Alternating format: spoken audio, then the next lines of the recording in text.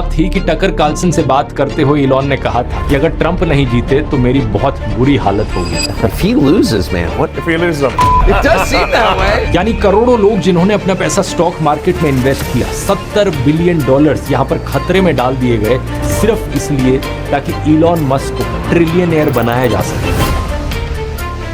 12 जून 2026 सुबह के 9:30 बजे न्यूयॉर्क का नास्डैक स्टॉक एक्सचेंज, यहाँ पर स्पेसएक्स नाम की एक कंपनी की ट्रेडिंग शुरू होने वाली थी। अब वैसे तो दोस्तों स्टॉक एक्सचेंज पर किसी भी कंपनी का लिस्ट किया जाना बड़ी ही आम बात, रोजमर्रा की चीज है, लेकिन इस बार यहाँ पर कुछ ऐसा होता है जो इंसानी इतिहास में आज तक कभी नहीं हुआ था। ट्रेडिंग शुरू होने के पहले ही सेकंड में इस कंपनी का मालिक इलॉन मस्क दुनिया का पहला ट्रिलियनेयर बन जाता है।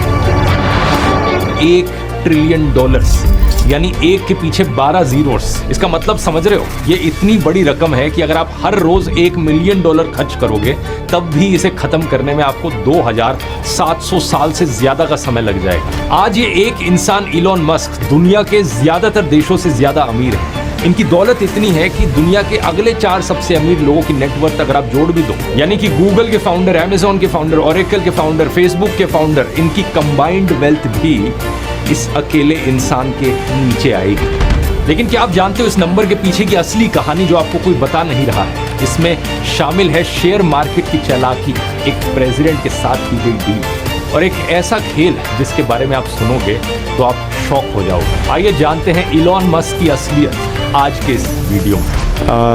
I mean, my mind is a storm. I don't think most people would want to be me. They may think they would want to be me, but they don't know. Is your storm a happy storm?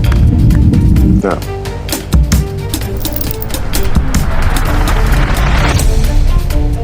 नमस्कार दोस्तों, सबसे पहले इस trillion शब्द को समझना बहुत जरूरी है क्योंकि ये नंबर इतना बड़ा है, लोग बोलने में तो बोल जाते हैं over $70 million.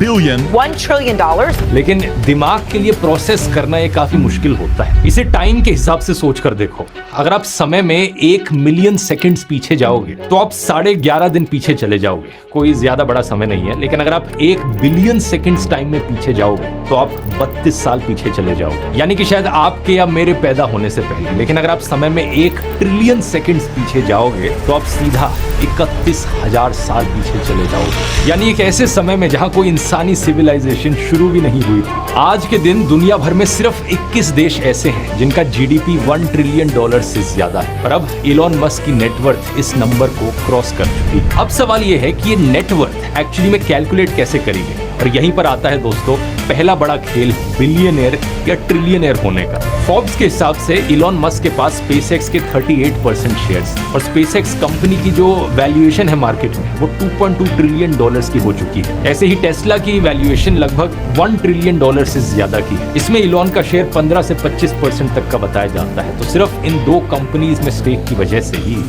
इलॉन को ट्रिलियनेयर घोषित किया गया है। लेकिन यहीं पर आती है पहली बड़ी प्रॉब्लम, और ये प्रॉब्लम सिर्फ इलॉन की ही नहीं बल्कि हर बिलियनेयर लेवल के अमीर आदमी की है कि ये पैसा लिक्विड नहीं है। ऐसा नहीं है कि इनके बैंक अकाउंट में $1 ट्रिलियन पड़े हुए हों जिन्हें ये कभी भी बैंक से बाहर निकाल कर खर्च कर सकते हैं। ये सारा पैसा इन कंपनीज के शेयर्स में मौजूद है, और ऐसा भी नहीं है कि ये शेयर बेच दिए जाए तो सीधा बैंक अकाउंट में पैसा आ जाएगा। ये एक तरह की पेपर वेल्थ है। इलॉन मस्क खुद कह चुके हैं कि उनके पास सिर्फ 0.1% कैश और उनकी बाकी सारी नेटवर्थ शेयर से आती है। 0.1% ऑफ 1 ट्रिलियन होता है $1 बिलियन इन कैश। और यहाँ अगर उन्होंने अपने टेस्ला और स्पेसएक्स के शेयर्स बेचने की कोशिश करी तो तुरंत इन शेयर्स की कीमत मार्केट में क्रैश हो जाएगी, क्योंकि मार्केट में एक साथ बहुत सारे शेयर्स आ जाएंगे। दूसरे लोग जिन्होंने अपना पैसा इन कंपनीज में इन्वेस्ट कर रखा है उन्हें लगेगा कि अगर इलॉन शेयर बेच रहा है तो इसका मतलब ये कंपनी अब वैल्यूएबल नहीं रही, इसलिए लोग भी अपना पैसा बाहर निकालेंगे और सारी value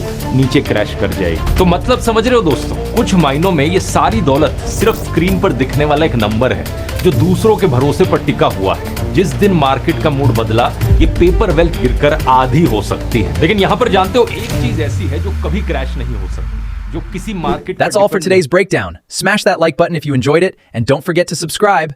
Catch you in the next one. Bye.